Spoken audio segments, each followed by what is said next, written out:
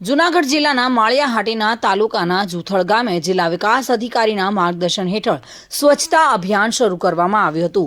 TDO મિલન પાવરા તલાટી વિરડાની આગેવાની હેઠળ ગામમાં વર્ષોથી પડેલા ગાંડા, બાવળ અને ઉકરડાની 4 દિવસથી સફાઈ કરવામાં આવી રહી છે. 65થી વધુ ટ્રેક્ટરના ફેરા કરીને ગામની બહાર કચરાનો નિકાલ કરવામાં આવી રહ્યો છે. જોકે જુથળ ગામે સ્વચ્છતા અભિયાન હાથ ધરવામાં આવ્યું હતું. તંત્રની આ કામગીરી ગામ લોકોએ બિરદાવી હતી.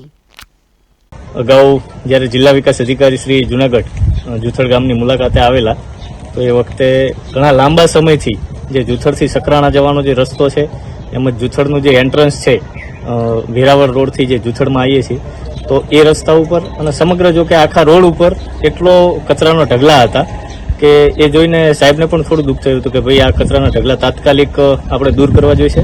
અને એ બાદ મારી મુલાકાત હતી એ દરમિયાન અમે તલાટીશ્રીને તાત્કાલિક આ સૂચના આપેલી હતી કે ભાઈ તમે ગમે તે કરી અને આ કચરાના જે ઢગલાઓ છે, ઉકરડાઓ છે જળવાઈ રહે એ માટે થઈ અને તાત્કાલિક દૂર કરવા જોઈએ છે.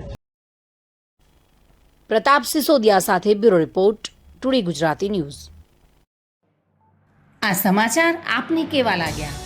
ટુડે ન્યૂઝને લાઈક, શેર અને સબસ્ક્રાઇબ કરો.